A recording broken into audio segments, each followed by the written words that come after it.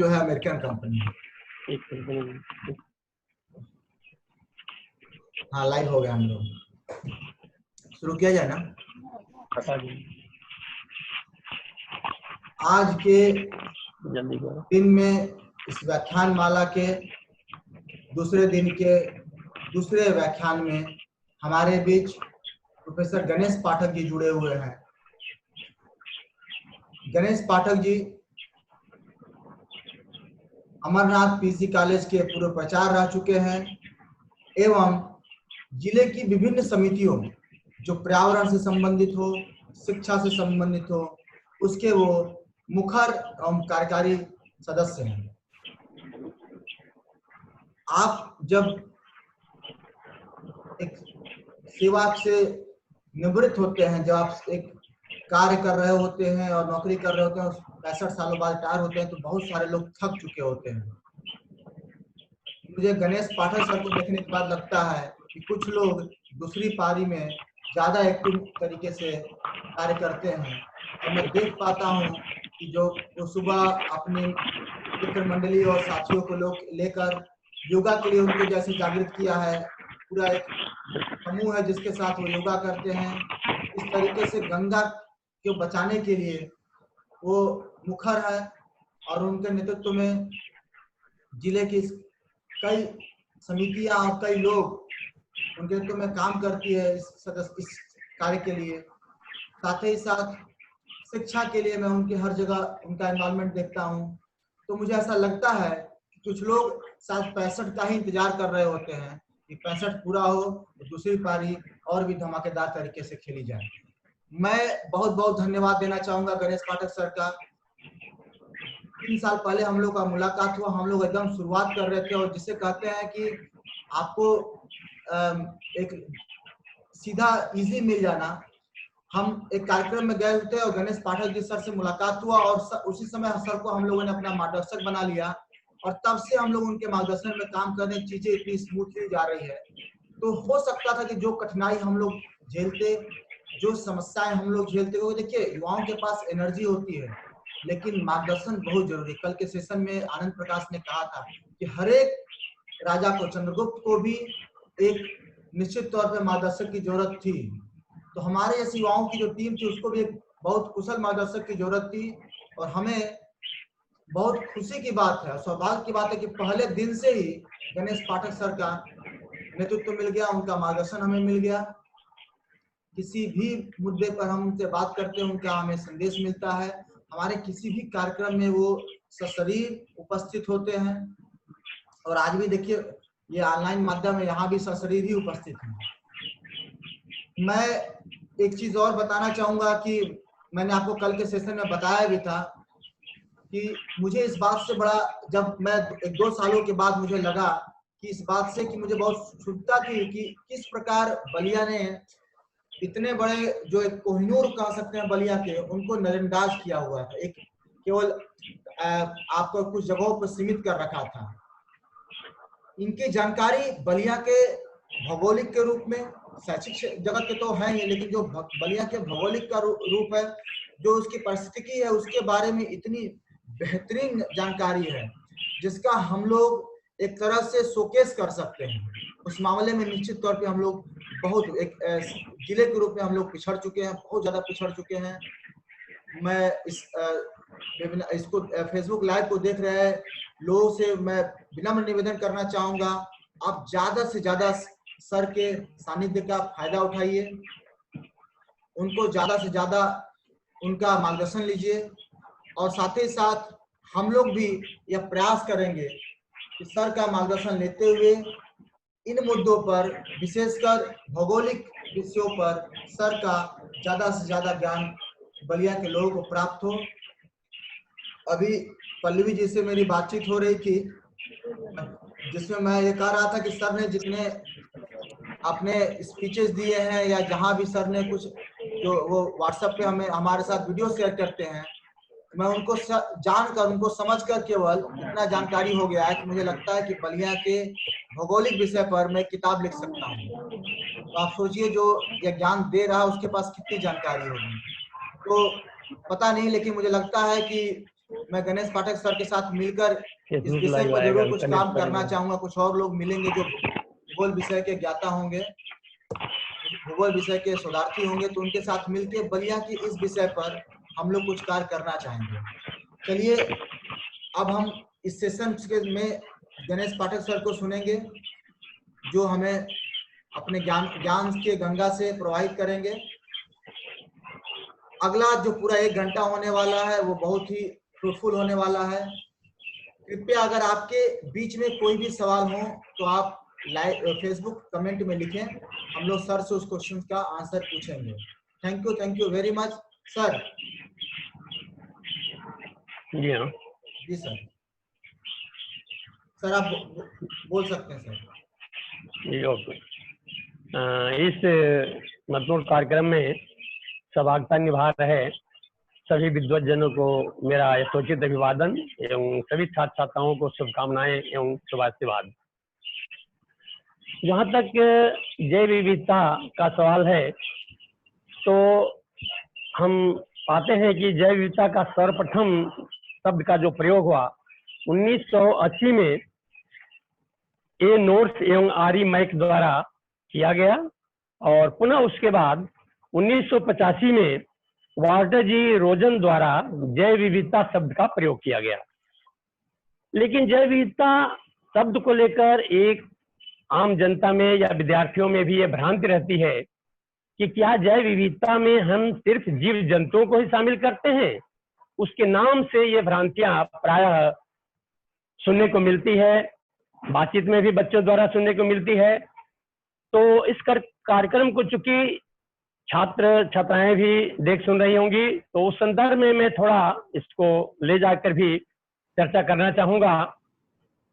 जैव विविधता जो है वो सिर्फ जीव जंतुओं से संदर्भित विषय नहीं है, बल्कि इसके अंतर्गत जीन, जातियों और पारतंत्रों की समग्र समूलता समाहित है, जिसमें सभी प्रकार के जीव जंतु, सभी प्रकार के पारिस्थितिकी तंत्र के कारक और जितने भी पादप हैं, जितने भी सूक्ष्म जीव हैं, सभी को इनमें सम्मिलित किया जाता है। ये सारे जीव जंतु, पादप जगत और सूक्ष्म जीव जगत जो हैं, ये सब एक दूसरे से पारस्परिक अंतर क्रिया करते हुए पारिस्थितिकी तंत्र में अपनी सहभागिता निभाते हुए एक दूसरे के पूरक होते हैं।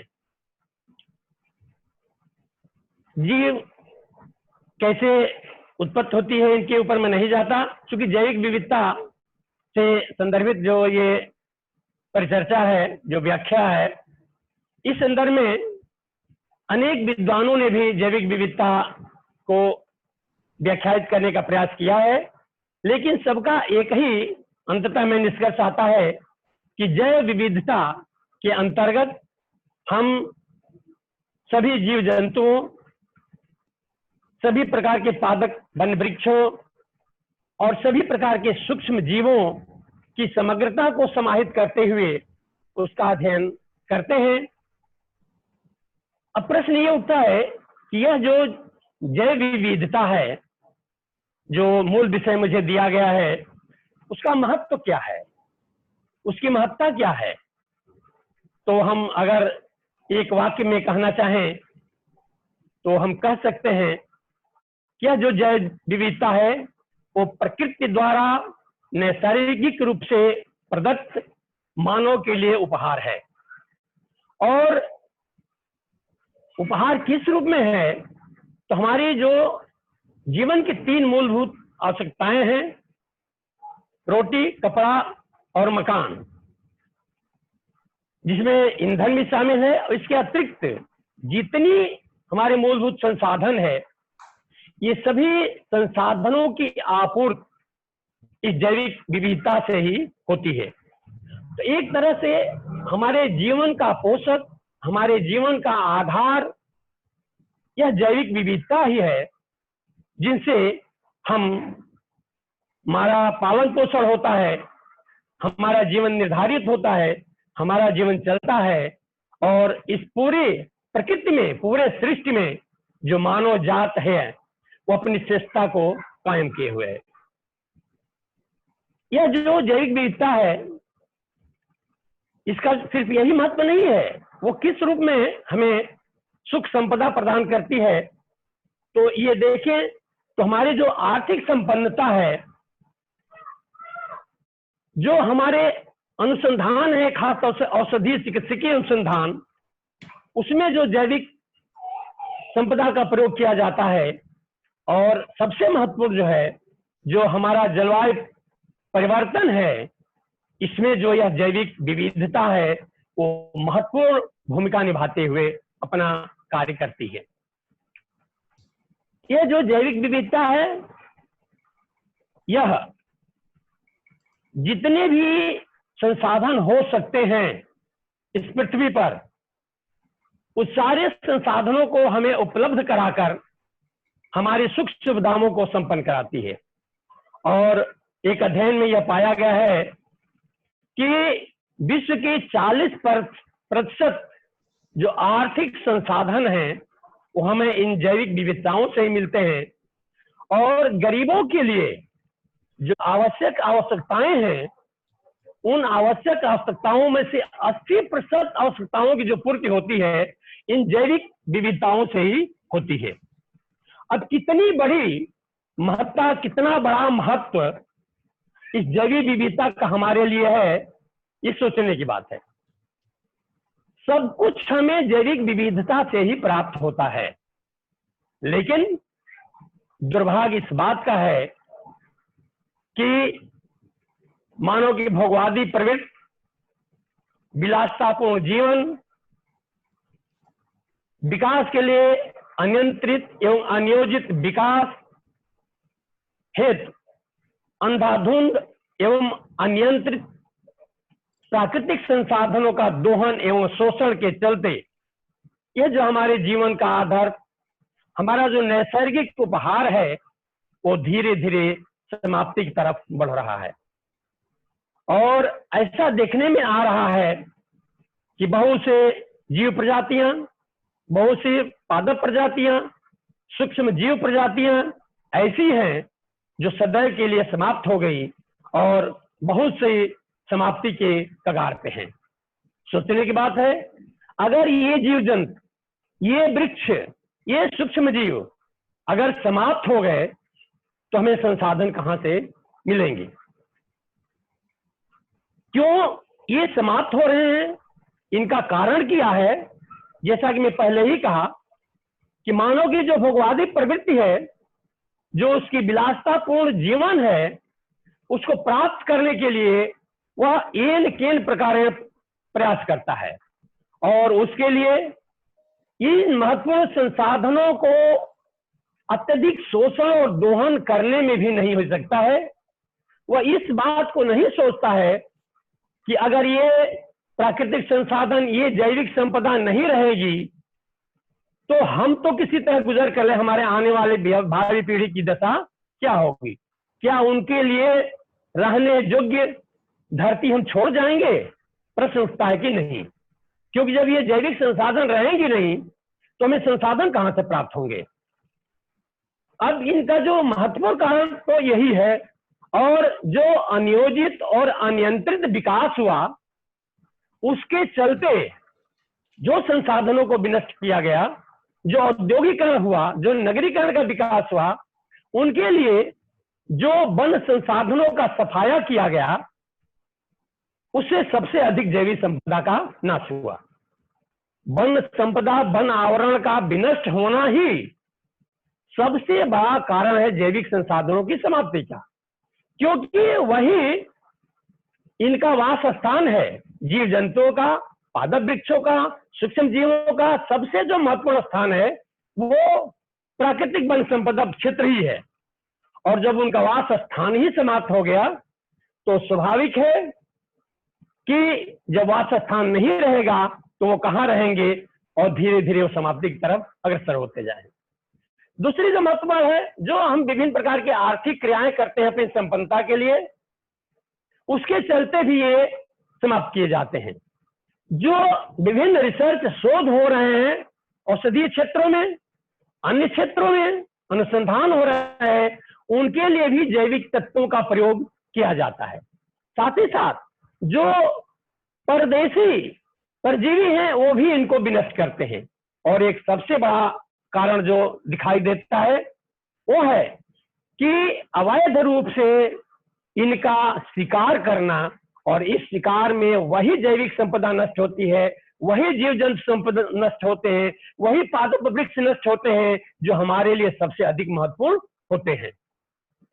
चारागाह भी जो चराई होता है पर्वतीय क्षेत्रों में वो भी इसके लिए कुछ मात्रा में उत्तरदायी है। ये जो सारे कारक हैं वो सब मिलकर हमारी जैविक संपदा को विनष्ट करने में लगे हुए हैं, और ये सारे हमारे उपभोग में उपयोग में आते हैं। अब हम थोड़ा देखें कि ये विश्व में या हमारे भारत में कितनी जैविक संपदा हमें प्राप्त है। लगभग 250 वर्षों से अधिक समयों से इन जीव जंतुओं, पादप वृक्षों, सूक्ष्म जीवों की खोज करके उनकी सूचीबद्ध करने का कार्यक्रम चल रहा है, लेकिन अभी भी हम उसको पूर्ण रूप नामकरण उसकी सूचीबद्ध नहीं कर पाए हैं। जो समस्त पृथ्वी के जीवधारी ज्ञात एवं वर्णित जातियों की संख्या है वो लगभग 18 लाख है, और वास्तविक संख्या के यह मात्र 5% से कम है। पृथ्वी पर विद्यमान कुल जो जातियों की अनुमानित संख्या है वो 30 लाख से 5 करोड़ के मध्य अनुमानित है, और औसतन 1.4 करोड़ है। ज्ञात जातियों में से लगभग 61% कीटों के रूप में वर्णित है या खोज की गई है, और स्तनधारियों की मात्रा या संख्या 4650 जातियों की है। पादप जातियां 2,70,000 एवं कशरुकियों की जो बहुत बड़ी संख्या देखने को मिलती है। इसी तरह अब तक आवाज नहीं आ रही है। हम सुन पा रहे हैं, हम सुन पा रहे हेलो, जा रही आवाज? जी हाँ सर, आप बोले, आपकी आवाज आ रही है सर। पल्लवी, इसी तरह सर की आवाज अगर हम भारत में जंतुओं की संख्या के देखें तो 89,000 जातियां एवं 43,000 जातियां पौधों की हैं।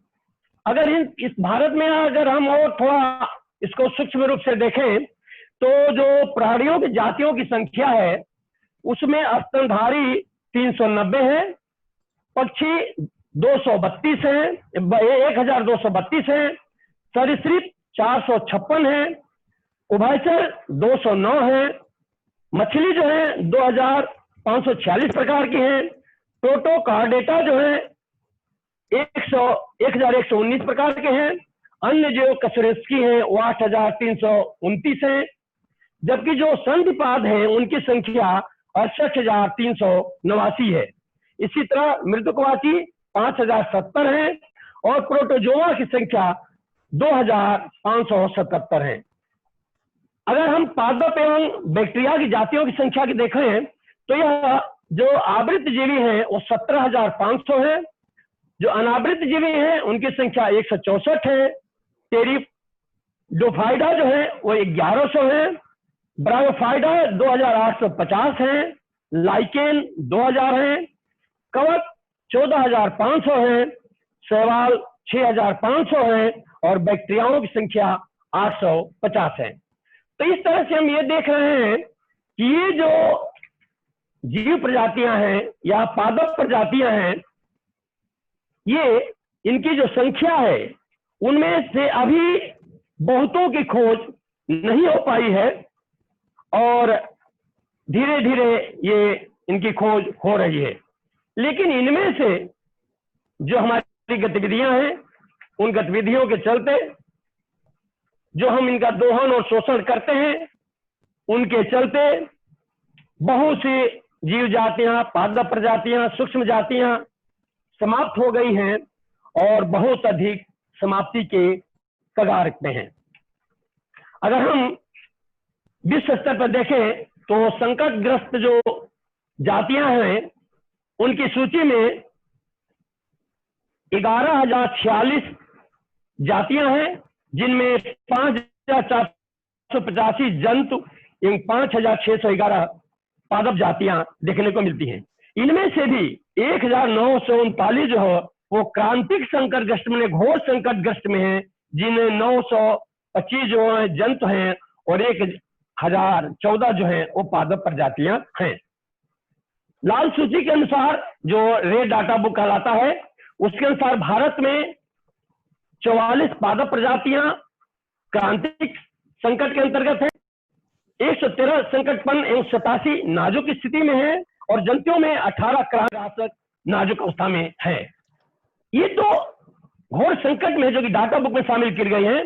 इसके अलावे असंख्य ऐसे प्रजातियां हैं जो विलुप्ति के कगार पे हैं, जो भविष्य में शीघ्र ही विलुप्त होने की स्थिति में आ जाएंगी। जैसा कि मैं बताया कि भारत एक बृहद जैव विविधता वाला क्षेत्र है। यहाँ विश्व की मात्र 2.5% भूमि है, लेकिन यहाँ जो जैविक विविधता है वो विश्व का 7.8% मिलता है। इतना बड़ा समृद्ध हमारा देश जैविक विविधता के मामले में है।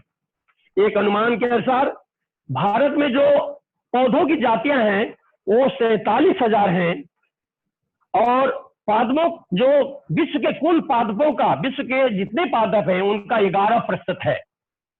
इसी तरह भारत में जीवधारियों की जो संख्या है वो 89,451 है, जो विश्व की कुल जीवधारियों की संख्या का 6.4% है। पादपों के अंतर्गत भारत में जो आवृत जीवी पादप हैं वो 17,500 की संख्या में है और अनावृत बीजों की जो संख्या वो 64 है। पूर्वोद्भिद जो 1022 है, हरितबीज 2,883 है, शैवालों की संख्या 1990 है और कौकों की संख्या 13,000 है तथा शैवालों की संख्या 12,880 प्रजातियां पाई जाती हैं। इस प्रकार अन्य जो सूक्ष्म जीव हैं, जो मोलस्क हैं, जो सरीसृप हैं, जो मछलियां हैं, इनकी भी पर्याप्त संख्या है, जिसके अंतर्गत 5,000 मोलस्क जाति हैं, कीटों की संख्या 68,389 है, मछलियों की संख्या 2,546 है, उभयचरों की संख्या 209 है, सरीसृपों की संख्या 456 है और पक्षियों की संख्या 1,232 है तथा स्तनधारियों की संख्या जो है वो 390 है। अगर और आगे हम देखें थोड़ा, तो जो हमारे कृषि पदार्थ है इस भारतीय महाद्वीप में, जो फसली पौधे हैं, जो घरेलू कृषि है, उसके अंतर्गत जो बागवानी और अन्य फसली पौधों की संख्या उनकी 166 जातियां पाई जाती है हमारे यहाँ। और जो समृद्ध जननिक द्रव्य संपदा अनाज एवं कोदो आदि की 52, फलों की 104, मसालों की 27, सब्जियों दालों की 12 तथा चाय, कॉफी, तंबाकू आदि की अनेक प्रजातियां देखने को मिलती हैं। इस तरह से जैविक संपदा के दृष्टि से जो हमारा देश है वो काफी समृद्ध है, लेकिन उसी रूप में हमारे यहाँ इनका विनाश भी किया जा रहा है, जिसके चलते जी एक प्रश्न है कि हमारा भारत देश इसके प्रति इतना संजीदा है, इतनी ज्यादा प्रकार की विविधताएं हैं, संपदाएं हैं। जी हाँ। तो जो बच्चे हैं, नवयुवक हैं, उनके लिए अगर आप कुछ बता सकें कि वो इन चीजों से किस तरीके से अपने को एजुकेट और अवेयर कर सके, या इन संपदाओं से अपने आप को कैसे बेनिफिट पहुंचा सकें, तो थोड़ा उनके लिए लाभप्रद होगा। इसमें आगे बस हम इसी पे आने वाले हैं सर जी। अगर इसी क्रम में चले तो ठीक है, नहीं तो कहे तो बीच में ब्रेक करके इसको बोल बता दें।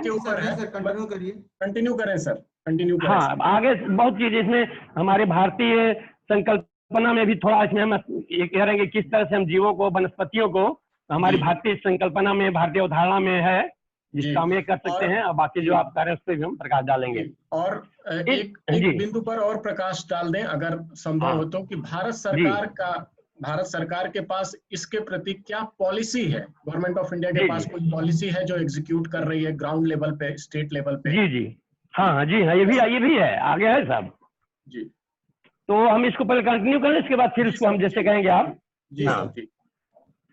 अब हम ये देखें कि इन जैविक संपदा का, जैविक विविधता का हम संरक्षण कैसे कर सकते हैं। जी सर। संरक्षण करने के लिए सबसे पहले हम अपने सनातन जो हमारी संस्कृति है, जो भारतीय संस्कृति है, हम उसका अवलोकन करना चाहेंगे। क्योंकि संरक्षण की जो बात है, चाहे पर्यावरण संरक्षण हो, जैव विविधता का संरक्षण हो, 19वीं सदी से प्रारंभ हुई। लेकिन जो हमारी भारतीय चिंतन परंपरा में, हमारे वैदिक ग्रंथों में, पुराणों में, जैन ग्रंथों में, बौद्ध ग्रंथों में, जातक कथाओं में, हमारे विभिन्न परंपराओं में, प्रथाओं में, कहावतों में जो संकल्पनाएं हैं, जो अवधारणाएं हैं, अगर हम उसका अवलोकन करें तो हम ये पाते हैं कि शायद इन्हीं अवधारणाओं के चलते ही अभी तक हमारा देश बचा हुआ है जैविक विविधता के मामले में विश्व के अन्य देशों की अपेक्षा। अच्छा सर, कतान जी एक शब्द पूछना चाहेंगे। जी सर। हेलो। जी सर। क्या समय सीमा नहीं सर, आप बोलिए सर। आप बोल सकते हैं सर, लेकिन आराम से बोलते रहिए। मतलब 1 घंटा में पूरा हो जाएगा जो मिला गया समय। नहीं सर, और भी आप बोल सकते हैं अगर चाहें तो इसको हम पहले अपनी भारतीय संस्कृत, भारतीय अवधारणा को देखना चाहेंगे। और जो हमने अध्ययन किया है, वेदों का भी, पुराणों का भी, अनेक प्राचीन ग्रंथों का भी, कुछ जैन ग्रंथों का भी, यहाँ तक कि मैंने मुस्लिम कुरान का भी थोड़ा अध्ययन किया है, तो मैं ये देखता हूं कि ये जो हमारी सनातन संस्कृति है, खासतौर से जो भारतीय सनातन संस्कृति है, हमारा जो भारतीय वांग्मय है, इसमें जो हमारी जैविक संपदा है, चाहे वो पादप संपदा हो या जीव जगत की संपदा हो, सूक्ष्म जीवों की संपदा हो, इन सबको संरक्षित करने के लिए, सुरक्षित करने के लिए, बचाने के लिए जितना अवधारणा दिया गया है, जितने उपाय दिए गए हैं, जितने उपाय किए गए हैं, शायद विश्व में अन्य कहीं नहीं मिलते हैं। अंतर सिर्फ इतना है कि अवधारणाएं वैज्ञानिकता से ओतप्रोत उनको नहीं किया गया, किसी लैब में इसका परीक्षण नहीं हुआ है, क्योंकि भारत की जनता धार्मिक और आध्यात्मिक जनता रही है, इसीलिए धार्मिकता, आध्यात्मिकता का उनको वोट देते हुए, उनकी तरफ मोड़ते हुए उनको ये कहा गया कि हमारे जीवन के लिए लाभकारी है। सबसे पहले हम पादप वृक्षों की बात करें कि कैसे संरक्षण की बात हमारे भारतीय अवधारणा में की गई है, तो पहले ही हम पृथ्वी की सुरक्षा की बात देखें, पूरे संपूर्ण पृथ्वी की, तो माता भूमि पुत्रो अहम पृथिव्या, पृथ्वी हमारी माता है और हम उसके पुत्र हैं। यह जो संकल्पना हमें दी गई, एक अपने आप में संपूर्ण पर्यावरण और पृथ्वी के संरक्षण की संकल्पना है। अगर हम सीधे वृक्षों पे आए तो भारतीय जो आयुर्विज्ञान है, विश्व में कोई भी ऐसा ग्रंथ नहीं है जिसमें वृक्षों के संदर्भ में औषधियों के रूप में इतना विवरण प्रस्तुत किया गया है। और श्वेतारोस उपनिषद जो है, इसमें वृक्षों को साक्षात ब्रह्म के समान माना गया है। वृक्ष इव अस्तब्धो दिव तिष्ठते कह। मत्स्य पुराण में भी कहा गया है कि 10 कूप समोवापी, 10 वापी समो हृदय, 10 हृदय समो पुत्र, 10 पुत्रो समो वृद्धा। अतः 10 कुओं के बराबर एक बावड़ी है, 10 बावड़ियों के बराबर एक तालाब है, 10 तालाब के बराबर एक पुत्र है और 10 पुत्रों के बराबर एक वृक्ष का है। इतना फल वृक्ष का महत्व प्रदान किया गया है। वृक्षों के प्रति ऐसा प्रेम और अनुराग शायद ही किसी अन्य देश की संस्कृति में और परंपरा में हमें मिलता हो। वृक्षों को तो हमारे यहाँ पुत्र से भी अधिक उच्च दर्जा प्रदान किया गया है एवं उनकी पूजा करने का विधान बनाया गया है। हमारे यहाँ वृक्षों के काटने की बात तो हम सोच भी नहीं सकते। संभवतः इन्हीं तथ्यों को ध्यान में रखते हुए वृक्षों को पूजनीय एवं वंदनीय माना गया है। और भामिनी विलास में कहा गया है कि धत्ते धर्म कुसुम पत्र फला बलि न धर्म व्यथाम वहात शीत भवा रुजश्च यो देह मर्यति चान्य सुखस्य हेतोस्तम में वादव्य गुरुवे तस्मे नमस्तुते। अर्थात जो वृक्ष फूल, पत्ते एवं फलों के बोझ को उठाए हुए धूप की गर्मी एवं शीत की पीड़ा को बर्दाश्त करता है एवं दूसरों के सुख के लिए अपना शरीर अर्पित कर देता है, उस वंदनीय श्रेष्ठ वृक्ष को नमस्कार है।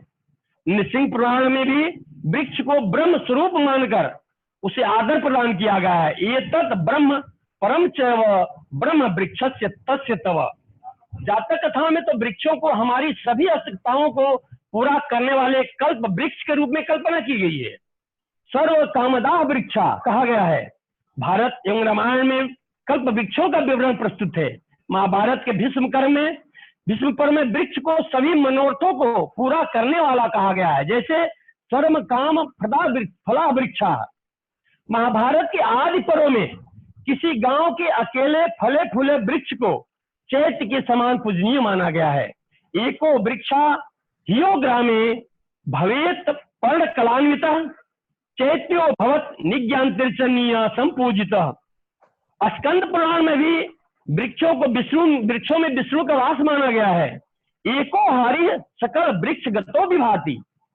अथर्ववेद में पीपल के वृक्ष को देव सदन का माना गया है। अस्वस्थ देव सदन।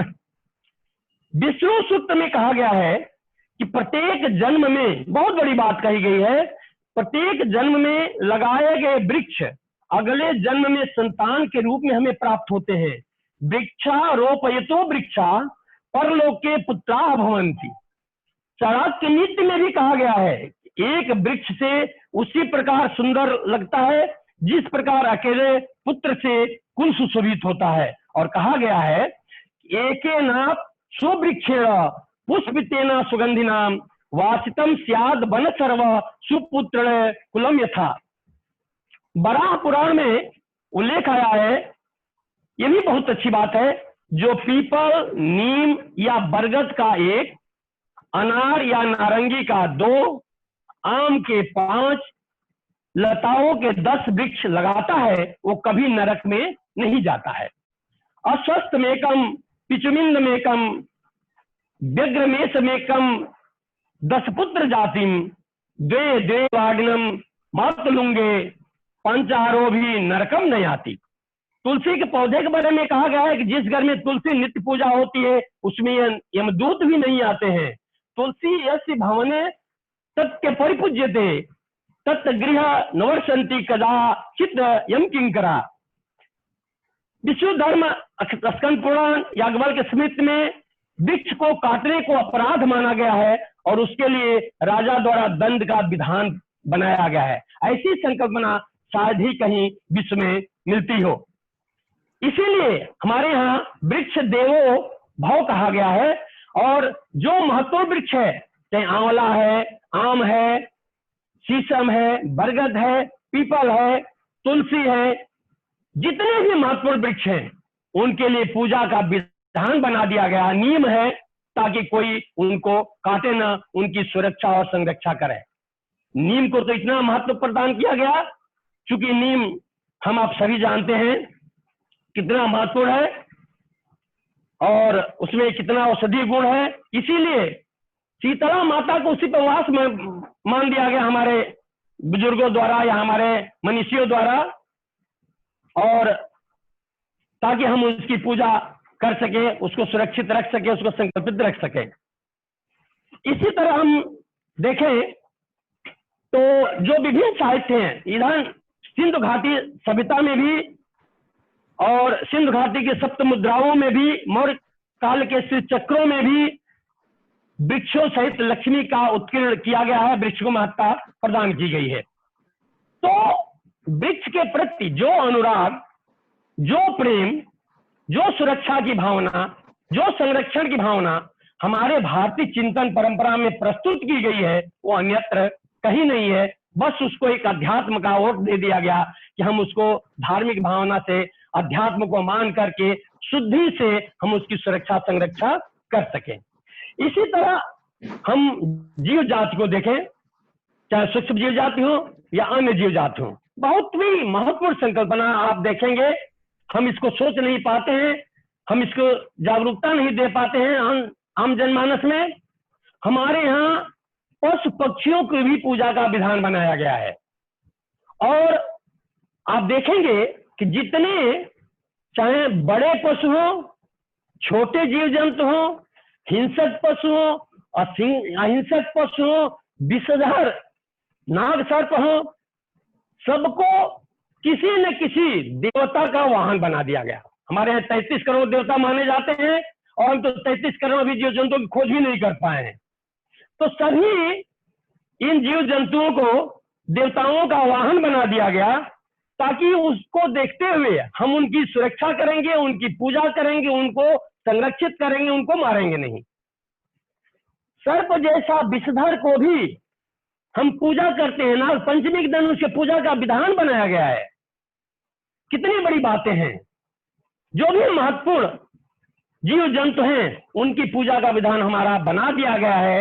और इस तरह जीव जगत की, संपूर्ण जीव जगत की, चाहे सूक्ष्म हो, बड़े हो, हिंसक हो, अहिंसक हो, विषधर हो, किसी को भी नहीं छोड़ा गया जिसकी हमारे यहाँ सुरक्षा संरक्षा का विधान नहीं बनाया गया। तो इस तरह से हम देखते हैं कि ये जो चीजें हैं ये हमें हमारे जनमानस में पादप या संपूर्ण जीव जो संपदा है उसको संरक्षित करने के लिए, सुरक्षित करने के लिए संकल्पना प्रदान की गई। अब तो ये बातें हमने विश्व स्तर पर देखा, भारत के स्तर पर देखा। हम चूंकि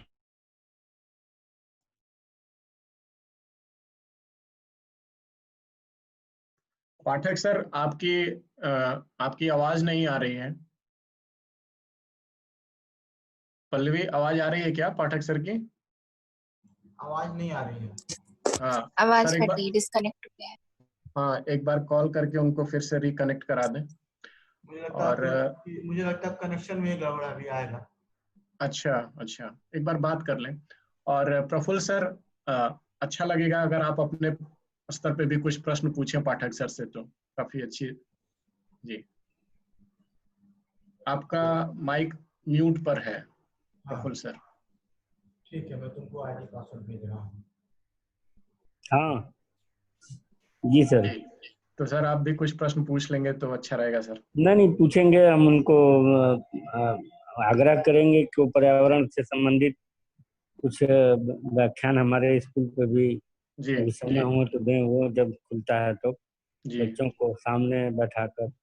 वैसे पर्यावरण पे बहुत, वृक्षारोपण पे बहुत सारा काम हो रहा है।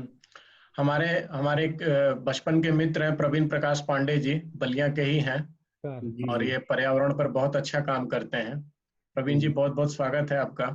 धन्यवाद। तो आपका माइक म्यूट पे है, म्यूट पर तो नहीं है लेकिन आवाज नहीं आ रही है प्रवीण। आवाज नहीं आ रही है क्या? हाँ अभी आ गई। हाँ, तो ये पर्यावरण पर बहुत ही अच्छा काम करते हैं और बहुत सालों से काम कर रहे हैं। तो ग्राउंड लेवल पे भी काफी अच्छा इनका एफर्ट रहा है और इनका काफी सहयोग भी हम लोगों को बहुत मिलता है। कनेक्शन का क्या हुआ? जी सर का कनेक्शन कुछ गड़बड़ था क्या? आपने फोन पे बात की है? मैं बात किया था, मैं उनको, या तो मैं ही फोन कर लूं? हाँ सर, आप ही कर लें और उन्हें बता दें कि हम लोग वेट कर रहे हैं अभी उनके सेशन के लिए। तो और अगला सेशन अभी प्रवीण भाई का भी है इसी सिलसिले में, तो हम लोग उनके भी विचार को सुनेंगे और जानेंगे कि हाँ उनके क्या थॉट्स हैं, किस तरीके से वो ग्राउंड लेवल पे इन चीज़ों को एग्जीक्यूट और इम्प्लीमेंट कर रहे हैं। तो और देखते हैं कि हम लोग सब लोग मिल करके बलिया के लिए या बलिया के आसपास के क्षेत्रों के लिए क्या कुछ कर पाते हैं अपने पर्सनल कैपेसिटीज पे, क्योंकि आज की डेट में टेक्नोलॉजी का बहुत बड़ा रोल है। तो उन टेक्नोलॉजी का बेस्ट यूटिलाइजेशन कैसे कर सकते हैं और उस बेस्ट यूटिलाइजेशन को करने के बाद हम सोसाइटी के लिए क्या बेनिफिट दे सकते हैं, वो ज़्यादा आई थिंक मेजर ऑब्जेक्टिव वही होना चाहिए, ज़्यादा बेनिफिटेड रहेगा। तो कोई भी वर्क हम लोग करते हैं तो उसका ग्राउंड ही यही होता है कि सोसाइटी को उससे जो है फायदा हो। हाँ, इंडिविजुअली, परिवार के लिए, समाज के लिए, मतलब कहीं ना कहीं सब आपस में परस्पर लिंक ही होता है। जी सर का मोबाइल नेटवर्क कवरेज से बाहर है, हो सकता है नेटवर्क से बाहर चले गए, इसलिए नहीं आ रहा होगा कनेक्शन। पल्लवी आप ट्राई करेंगे क्या? आलम यह है कि पल्लवी के पिताजी के वो मामा जी हैं। नंबर होगा ना एक बार ट्राई, क्योंकि ये पता नहीं एक ही नंबर है मेरे पास सर का, लग जाता है हमेशा, लेकिन आज शायद वो कनेक्ट कैसे हुए थे? फोन से कनेक्ट हुए थे या लैपटॉप से? किस तरीके से कनेक्ट हुए थे? मुझे तो लगता है कि लैपटॉप से कनेक्ट हुए थे। अच्छा, ओके। लेकिन डिपेंड करता है मोबाइल कनेक्शन कौन सा था। हेलो, अच्छा, आपका नेटवर्क कट गया क्या? तो एनीवेज, तो जैसा आप सर बोल रहे थे प्रफुल्ल सर कि अल्टीमेटली सोसाइटी और हम लोग आपस में कनेक्टेड है, तो ये सही बात है कि आप जब सोसाइटी को सपोर्ट करते हैं तो सोसाइटी का जो सिस्टम होता है वो आपको सपोर्ट करता है। The time when you support the system, system will itself support you. तो ये एक बहुत बेसिक और क्लियर प्रिंसिपल है। आप भी जुड़ रहा है। अच्छा, अच्छी बात है, अच्छा लग रहा है कि सेशन रिकनेक्ट हो जाएगा। तो ये केवल आप सोसाइटी, जब आप सोसाइटी को हेल्प करते हो तो केवल सोसाइटी को हेल्प नहीं करते हो, इनडायरेक्टली आप अपनी भी खुद की हेल्प करते हैं, वो तो है ही है। अब जैसे ये पर्यावरण संरक्षण के लिए जो वृक्षारोपण अभियान है, इसमें जन जन को जोड़ने की बात की जा रही है कि प्रत्येक व्यक्ति, अभी डॉक्टर सर, पाठक सर जी ने बताया कि हमारे प्राचीन काल से ही वृक्षों को देवता के रूप में मान्यता इसीलिए दी गई थी कि बिना पर्यावरण के संरक्षण के आज जो हम लोग का हाल है और क्या स्थिति है ग्लोबल वार्मिंग की या पोल्यूशन की, तो आप देख रहे हैं बेहतर बड़े शहरों में, महानगरों में। सर आगे सर। अच्छा सर अपना कंटिन्यू करें फिर हम लोग बात करें। जी सर। हाँ हेलो, हम लोग सुन पा रहे हैं सर। हाँ, तो मैं ये कह रहा था कि ये जो भारतीय परंपरा में की जो कल्पना है, अधिक के माध्यम से हम जनता में पहुंचाना चाहिए। अब मैं इस पूर्वांचल में जो यहाँ के हम लोग हैं और जो पूर्वांचल के 10 जिले हैं, इसकी आजीविका के क्षेत्र में हम बात ना करें तो हमारे समझ से न्याय नहीं होगा, क्योंकि यहाँ के क्षेत्र के लोगों को भी थोड़ा इस बारे में जानना चाहिए। तो अगर हम जो पूर्वांचल के 10 जिले हैं, खासतौर से बलिया, गाजीपुर, आजमगढ़, मऊ, संत रविदास नगर, चंदौली, वाराणसी, सोनभद्र, मिर्जापुर और भदोही, इन 10 जिलों की स्थिति को हम देखें तो इसमें से अगर 3 जिलों को छोड़ दिया जाए, मिर्जापुर, सोनभद्र और चंदौली को, तो बाकी जो शेष 7 जिले हैं वो प्राकृतिक बनावरण के दृश्य से वन शून्य क्षेत्र हैं। एक से भी इन जिलों में अब हाँ बना नहीं, वहाँ जैविक विविधता या जैविक कैसे रहेगी, जबकि हम आप सभी जानते हैं कि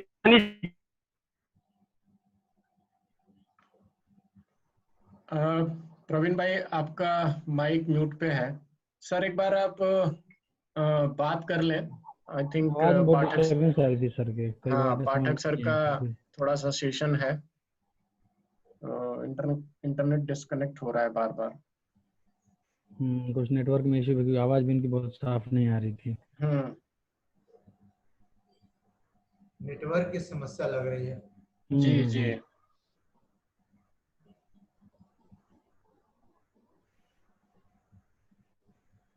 जी सर।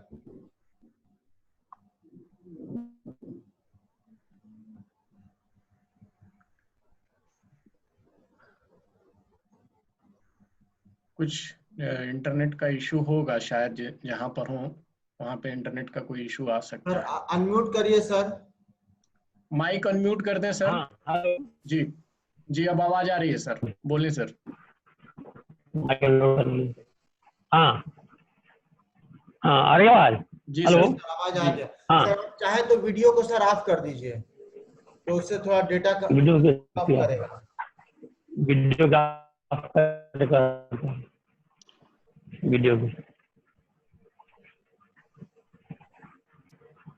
हाँ जी, हो गया। आ रही आवाज? जी सर, आ रही आवाज।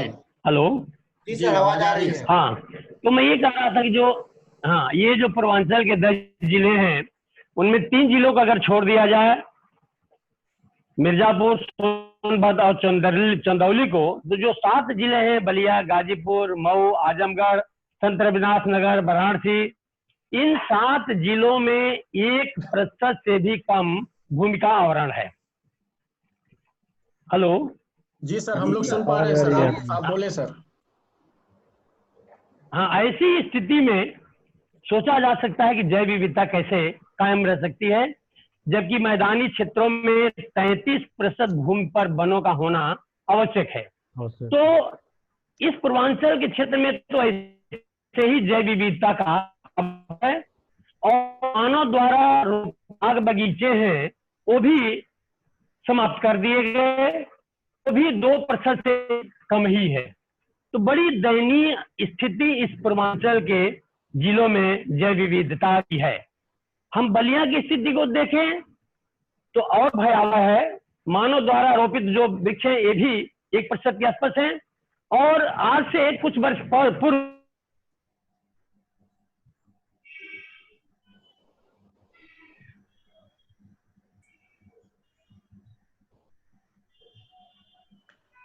फिर शायद कुछ इंटरनेट की डिसकनेक्टिविटी की वजह से लग रहा है बात नहीं हो पा रही है।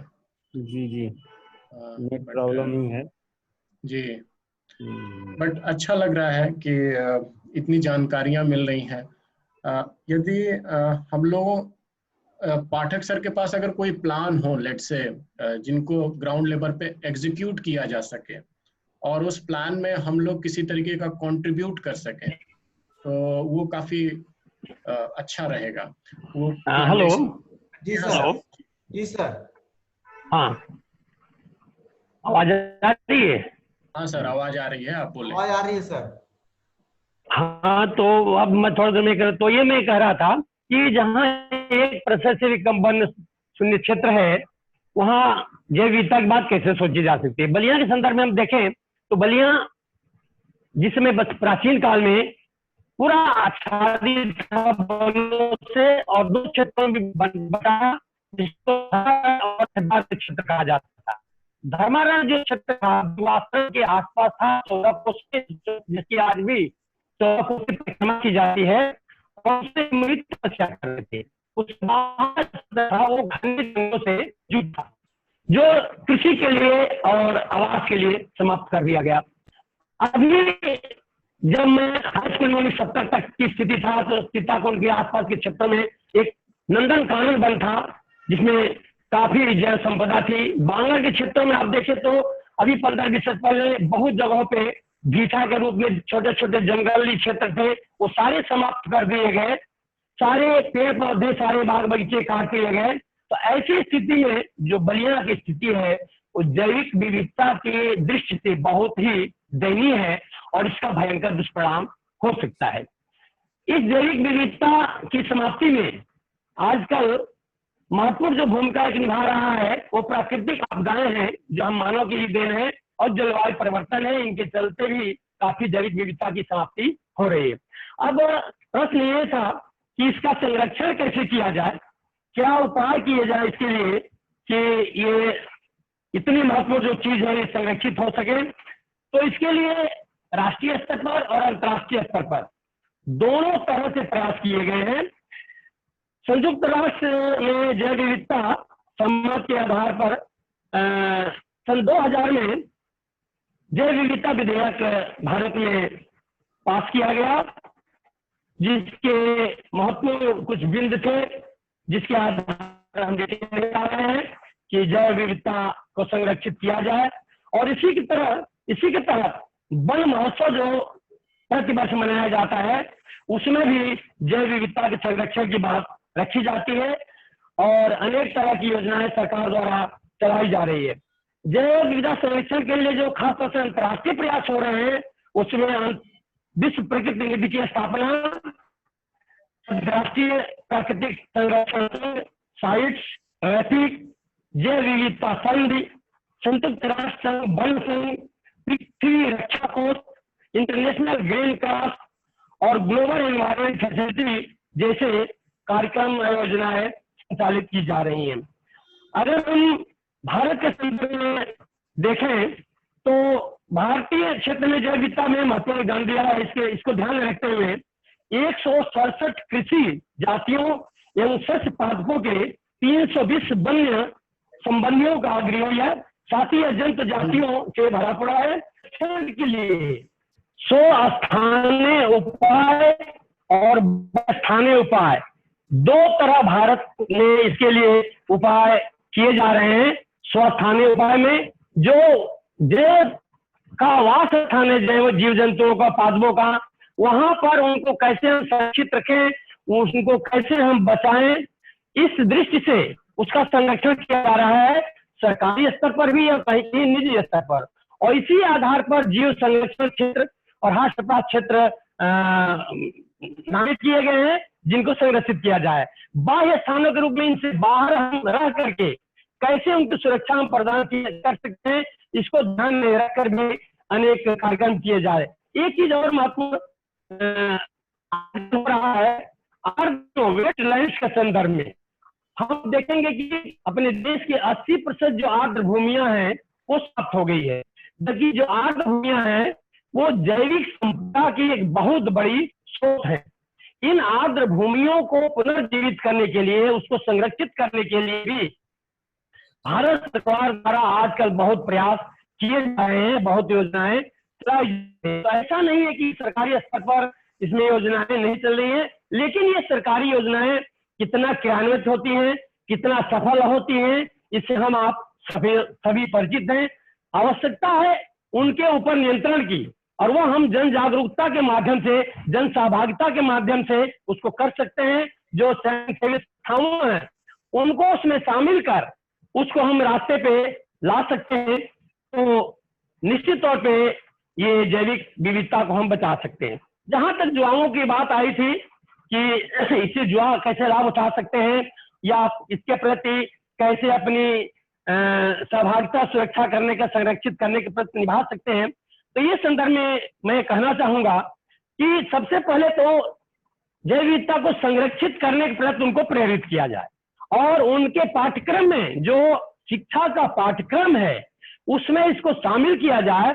और शामिल ही नहीं किया जाए थियोरेटिकल रूप से नहीं, सैद्धांतिक रूप से नहीं, बल्कि प्रायोगिक तौर पर उनको फील्ड में उतारा जाए और उनको प्रोजेक्ट्स दिए जाए कि उस माध्यम से कैसे वो जैव विविधता को संरक्षित करेंगे।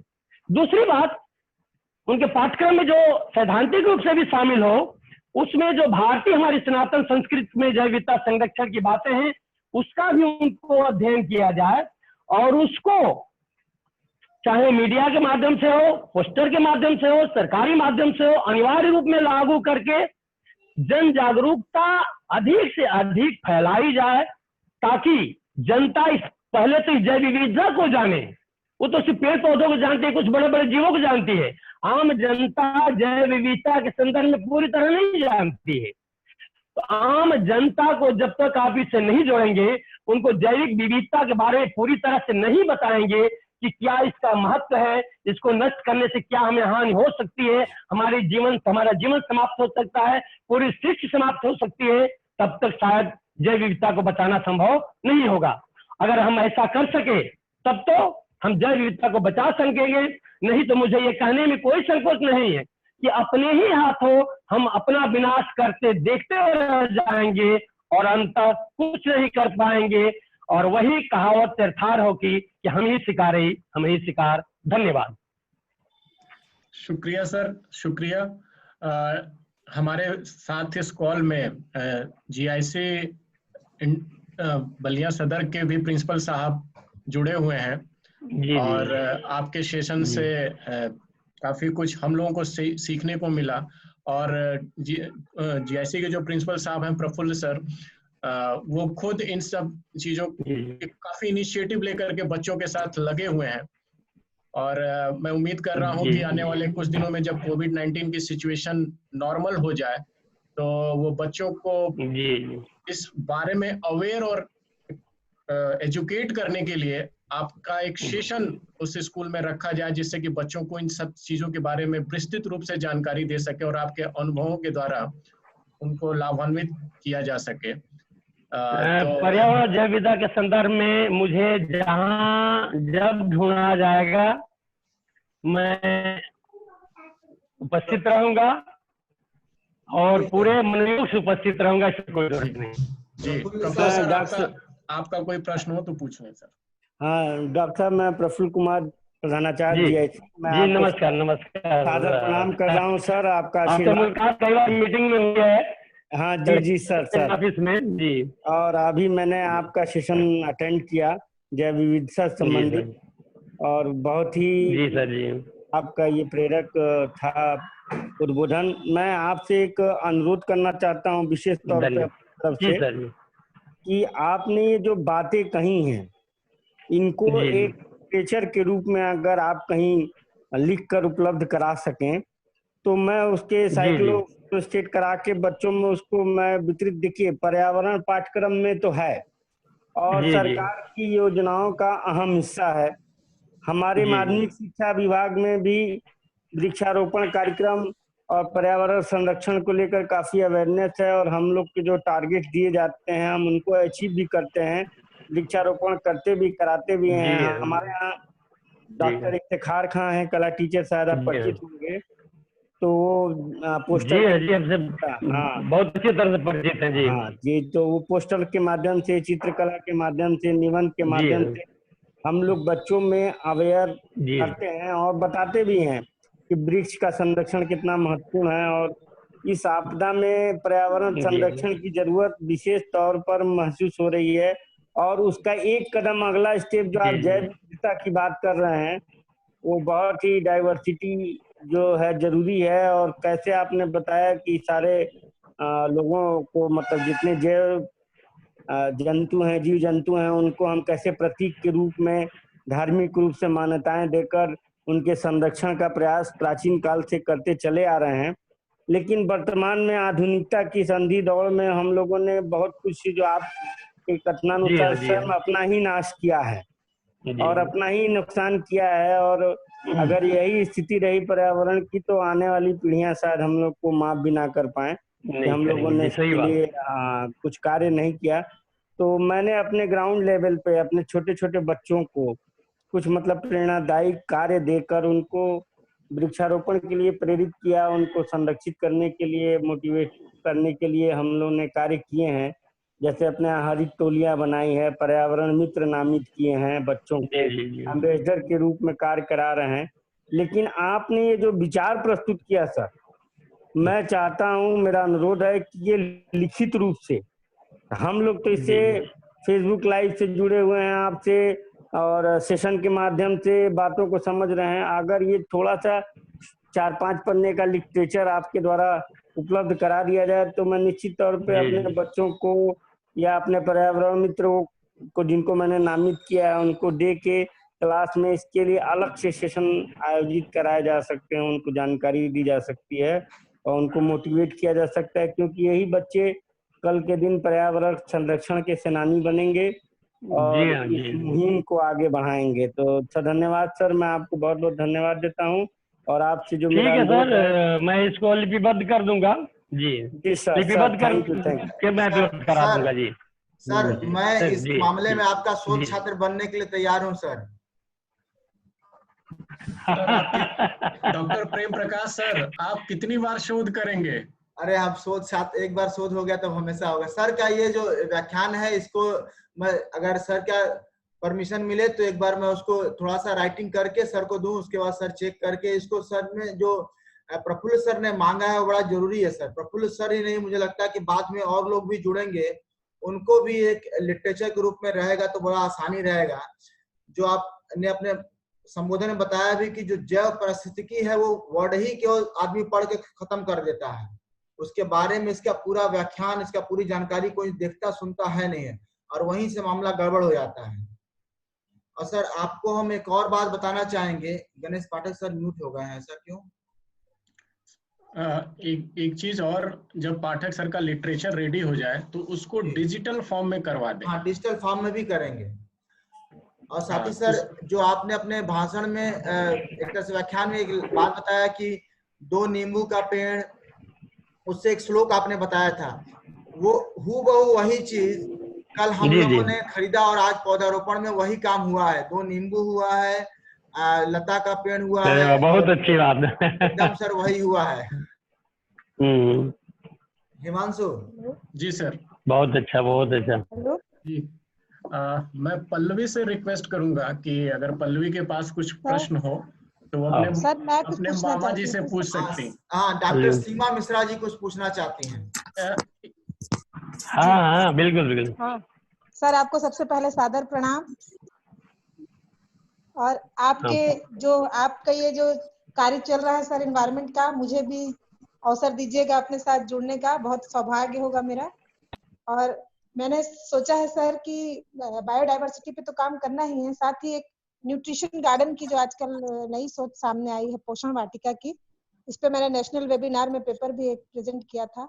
और मैं चाहती हूँ कि इस पर मैं प्रोजेक्ट लेकर के काम करूँ, और जो बच्चों के लिए स्कूल वगैरह में और बाकी जगह जो जगह खाली होती है, या फिर किचन गार्डन जिसको हम बोलते थे पहले घरों में, तो इस तरीके के पेड़ पौधे हम लगाएं जो काफी न्यूट्रिशियस हों, और हमको मतलब केमिकल वगैरह से हम बच जाएंगे इससे, और अच्छी चीजें हमको खाने के लिए मिलेंगी जो हमारी इम्यूनिटी सिस्टम को भी मजबूत करेंगी, जो इस कोविड-19 के दौर में जरूरी है। तो हाँ, बढ़ाएंगे। जी आपका मार्गदर्शन चाहूंगी सर। हम लोग थोड़ा डॉक्टर सीमा मिश्रा जी, आपका कुछ श्योर निश्चित तौर पे एक छोटा सा इंट्रोडक्शन अगर आप जी आप अपना इंट्रोडक्शन दे दें डॉक्टर सीमा मिश्रा जी, तो बाकी लोगों को सुनेंगे तो आपके बारे में पता रहेगा। जी सर, मैं Holi cross women's college Ambikapur Chhattisgarh में सहायक प्राध्यापक भूगोल के पद पर कार्यरत हूँ। जी, थैंक यू मैडम। तो जो भी प्रश्न आप लोग पूछ रहे हैं, इसको फेसबुक लाइव पे लोग सुन रहे हैं, तो आप अपने प्रश्न पूछने से पहले एक छोटा सा इंट्रोडक्शन आप अपना 1 लाइन का या 2 लाइन का दे दे, तो बाकी लोगों के लिए अच्छा रहेगा। जी सर। और कोई सवाल? प्रवीण जी और केवल सवाल ही नहीं पूछ सकते हैं, अगर आपके कोई सुझाव भी हो। हम लोग बात कर रहे थे कि सर अगर आपके पास कोई प्लान हो सर हम लोग को लेकर पर्यावरण के संबंध में इन 7 जिलों या बलिया जिले के लिए, तो भी आप हम लोग को सर बताइए, तो हम लोग टीम के रूप में आपके साथ काम करने के लिए सर पूरी तरीके से तैयार हैं। गणेश पाठक सर।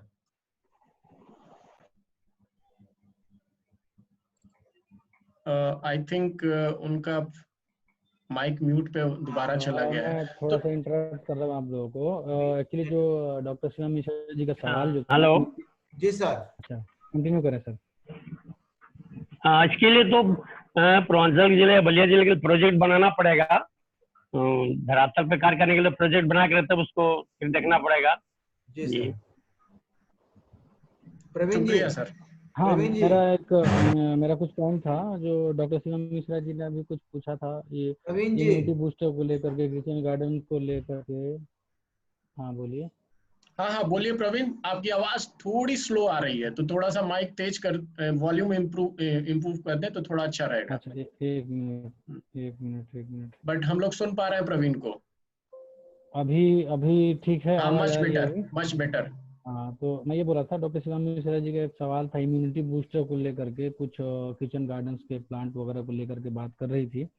तो उसमें मैं शाम को 6 से 6:30 के बीच में जो आधा घंटा मैं अपनी बात रखने वाला हूँ, उसमें इन सब चीज़ों का जिक्र होगा।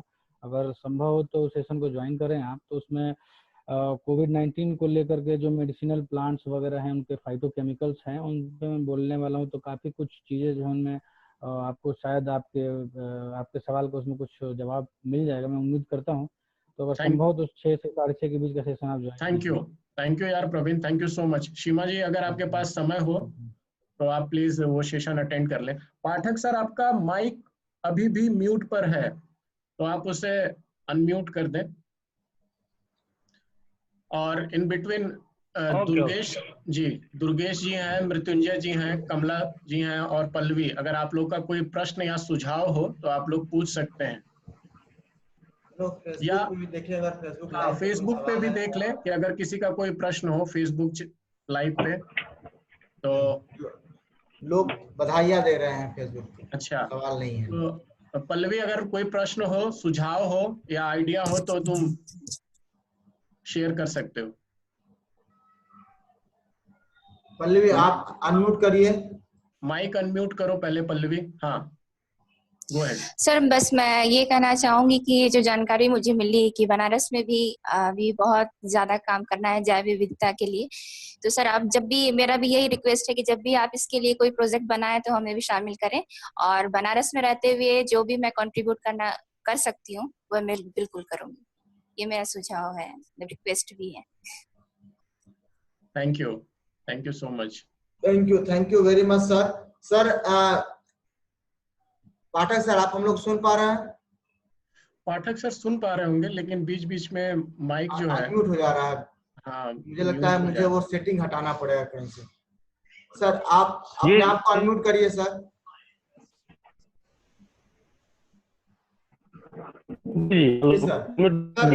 जी सर, तो हम इस सेशन के अंत में शेयर करना चाहते हैं सभी व्यूअर से और साथ ही साथ क्षेत्र के सभी लोगों से कि जो उच्च शिक्षा फेलोशिप थी उसका जो निर्धारण था वो उसके लिए हम कंपटीशन कराते थे हर साल आज ही के दिन, और महामारी के कारण ये साल एग्जाम हो नहीं पाया और अभी एग्जाम दिसंबर में होंगे, लेकिन चूंकि इस सेशन के लिए फेलोशिप जरूर जारी होंगे और इस फेलोशिप का जो निर्धारण होगा, सिलेक्शन जो होगा वो एक कमेटी के थ्रू होगा जिसके अध्यक्ष गणेश पाठक सर होंगे। तो गणेश पाठक सर के नेतृत्व में बलिया के प्रबुद्ध लोगों का एक कमेटी होगा जिनके संस्तुति के आधार पर अगले जो फेलोशिप्स होंगी, और मैं आपको बताना चाहूंगा कुल हमारे पास इस समय 4 फेलोशिप हो गई है, तो कुल 4 उच्च शिक्षा फेलोशिप का चयन जो होगा वो इसी कमेटी के संस्तुति के आधार पर होगा। और इसके लिए हम लोग चाहते हैं कि पाठक सर जा चुके हैं क्या? ठीक है, हाँ। मैंने पाठक सर से रजामंदी ले ली और पाठक सर इसकी नेतृत्व करने के लिए तैयार हैं। इन्हीं बातों के साथ आ गए पाठक